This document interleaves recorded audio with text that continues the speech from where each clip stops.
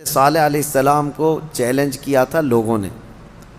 نبی صالح علیہ السلام ایک پتھر کے پاس آئے اور اس پتھر کو آپ نے ہاتھ مارا تو اس پتھر سے ایک اونٹنی پیدا ہوئی، اور وہ بھی حاملہ اونٹنی، چلتی تھی پھرتی تھی ساری چیزیں۔ آپ کو میں یہ بات بتا دوں کہ جانور سے جانور کا پیدا ہونا یہ نیچرل ہے، اور کسی پتھر سے ایک جاندار پیدا ہو جانا، اس کو کیا کہیں گے؟ یہ معجزہ ہے۔ اب یہاں پر میں رک کر کے آپ کو یہ بتا دوں، کچھ لوگ یہ کہتے ہیں یہ سب کہانیاں ہیں اسلام میں، جیسے ایتھسٹ، ان کے بہت اعتراضات ہیں کہ معجزہ ایسا کیسے ہو سکتا ہے، چاند کیسے پھٹ گیا۔ آپ کہتے ہیں یہ سب تو آپ کی بنائی ہوئی باتیں ہیں، یہ معجزے کو نہیں مانتے کہ نیچر کے خلاف ایسا نہیں ہو سکتا۔ ہم کہتے ہیں نیچرل چیز آپ کو یہ لگتی ہے، لیکن کچھ چیزیں ایسی ہوتی ہیں جس کو سپر نیچر کہا جاتا ہے۔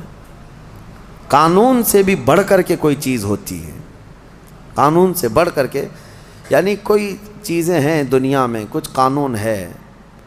میں آپ سے پوچھتا ہوں، گریویٹی کا قانون پتہ ہے نا؟ اکثر سارے بچے جو پڑھے لکھے ہیں وہ جانتے ہیں گریویٹی، یہ لا آف گریویٹی جس کو کہتے ہیں، کوئی بھی چیز اوپر جائے گی تو زمین کی طرف نیچے گر جائے گی۔ ہاں، ایک چھوٹی سی بھی چیز، ابھی اس کو میں انگوٹھی کو ادھر چھوڑوں تو کیا یہ رکھی کھڑی رہے گی؟ قانون کیا ہے؟ گریویٹی کا جو لا آف گریویٹی، ہر چیز زمین اس کو کھینچتی ہے، کشش ثقل اس کو کہتے ہیں، ہر وزنی چیز کو زمین اپنی طرف کھینچ لیتی، یہ قانون ہے، لا آف گریویٹی ہے۔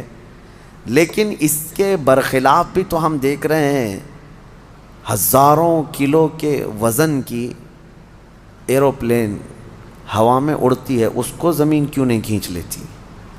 یہ کچھ لا آف گریویٹی سے بڑھ کر کے کوئی انسان ہی نے بنایا نا، اور دنیا اس کو ایکسیپٹ کر رہی ہے۔ ہونا تو یہ چاہیے، پانی میں ایک چھوٹا سا تنکا بھی ڈال دو، کیا ہوگا؟ پانی میں اندر چلا جائے گا۔ لیکن ہزاروں ٹن وزن لے کر کے کچھ شپ، کچھ جہاز پانی پر ایسے ہی تیرتے ہوئے جاتے ہیں، انسانوں کو بھی لے کے چل رہے ہیں، سامان کو بھی لے کے چل رہے ہیں۔ تو قانون جو ہے اس سے ہٹ کر کے بھی تو کچھ چیزیں ہوئی ہیں نا، دنیا میں ہو بھی رہی ہیں۔ تو معجزہ جو ہوتا ہے وہ سپر نیچر ہے، اور یہ بھی اللہ کے نبیوں سے ہے۔ جب لوگ ان سے مطالبہ کرتے ہیں تب اللہ تعالیٰ اپنے نبی کو یہ اختیار دیتا ہے، اور وہ نبی اپنی طاقت سے ایسا معجزہ دکھاتے ہیں۔ اب پتھر سے اونٹنی کا پیدا ہونا یہ معجزہ ہے۔ ان کو، بعض لوگوں کو یہ ہضم نہیں ہوگی بات اور سمجھ میں نہیں آئے گی، ان سے کہو اگر سمجھ میں آ جائے تو معجزہ ہی نہیں ہے۔ اگر سمجھ میں آ جائے، معجزہ وہ ہے جو عام انسان کی سمجھ میں نہ آئے، عام انسان کی سمجھ میں نہ آئے، وہ کیا ہے؟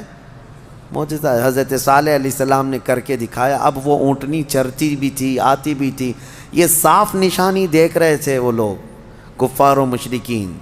لیکن ہوتا ہے نا کچھ لوگ جو انت بھکت ہوتے ہیں، گوبر بھکت ہوتے ہیں، ان کو ہزار صاف نشانیاں دکھیں، نہیں، نہ ایمان لانا نہیں ہے، انکار کر دیا انہوں نے، کہا کہ یہ نہیں ہو سکتا۔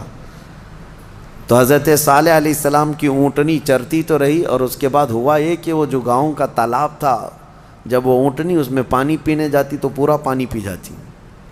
تو اب ان کو ڈر لگنے لگا کہ ہمارے مویشی، ہمارے جانور کہاں پانی پئیں گے، تو وہ دشمنی کر بیٹھے اللہ کی اونٹنی سے۔ اس کو ناقۃ اللہ کہا ہے قرآن میں، ناقۃ اللہ، اللہ کی اونٹنی ہے۔ تو اب پھر اس کی دشمنی کرنے لگے۔ حضرت صالح علیہ السلام نے ڈرایا، یہ اللہ کی نشانی ہے، اس کے ساتھ چھیڑ چھاڑ کرو گے تو اللہ کا عذاب آئے گا، اس اونٹنی کو کچھ نہ کرنا۔ ہاں، پانی کی ضرورت ہے، میں باری لگا دیتا ہوں، ایک دن یہ اونٹنی پانی پیے گی، ایک دن تمہارے جانور پانی پئیں گے۔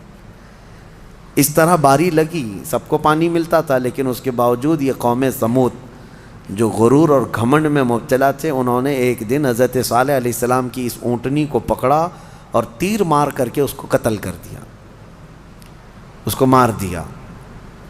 جب اونٹنی جیسی ہی ختم ہو گئی، اللہ کا عذاب آنا تھا، وہ کیا کہتے تھے پتہ ہے؟ ہمیں پتہ ہے عذابات کا آپ جو ڈر سناتے ہیں، اگر نوح علیہ السلام کی قوم پر جیسے عذاب آیا تھا، کیا آیا تھا؟ طوفان، پانی بھر گیا تھا. اگر آسمان سے بارش بھی نازل ہو، طوفان بھی آئے تو ہمیں کچھ فرق نہیں پڑے گا، کیونکہ ہم بہت اونچے پہاڑوں پہ رہتے ہیں. پتھر کے پہاڑ اس کے اندر رہتے تھے، پہاڑ تو نہیں بہیں گے. دوسری چیز، اگر لوط علیہ السلام کی قوم پر جیسے عذاب آیا پتھر برسنے کا، اگر وہ بھی آ جائے تب بھی ہمارے پہاڑوں جیسے گھروں پر کچھ بھی اثر نہیں ہوگا. کون سا عذاب؟ اگر بہت تیز ہوائیں بھی آئیں تو پہاڑوں کو اٹھا کے تو نہیں لے جا سکتی. یہ پورا ایک ایک پہاڑ 2000-3000 فٹ اونچے پہاڑ ہیں. یہ آج بھی جا کے دیکھ سکتے ہیں آپ، اتنے اونچے اونچے پہاڑوں کو تراش دیتے تھے لوگ اور گھر بنا کر اس میں رہتے، کہ ہوائیں بھی اس کو نہیں اڑا سکتی. تو طوفان کا عذاب، پتھر کی بارش کا عذاب، یا پھر ہواؤں کا عذاب کیا آئے گا؟ وہ چیلنج کرتے تھے حضرت صالح علیہ السلام کو. حضرت صالح علیہ السلام نے اللہ کی بارگاہ میں عرض کی کہ مولا، میں نے جو دعوت دینی تھی ان کو دے دی اور یہ سرکشی پر اتر آئے ہیں. تو اللہ تعالیٰ نے عذاب جو بھیجا وہ کیسا عذاب تھا؟ فَأَخَذَتْهُمُ الصَّيْحَةُ.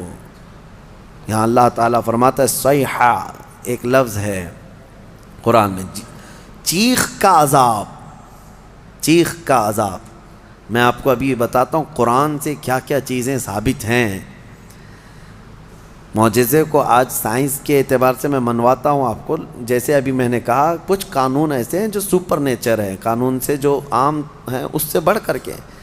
اب چیخ کا جو عذاب ہے، چیخ کس کی چیخ تھی؟ حضرت جبرائیل علیہ السلام آئے زمین پر، انہوں نے ایک چیخ ماری، آواز نکالی.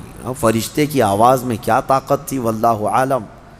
وہ آواز جب پھیلتی گئی تو اتنی تیز آواز تھی کہ یہ اپنے گھروں میں، پہاڑوں جیسے پتھروں کے گھروں میں جہاں تھے، اس آواز کی وجہ سے ان کا بھیجا نکل کر کے کانوں سے باہر آ گیا، اور وہ جہاں تھے وہیں پڑے کے رہ گئے.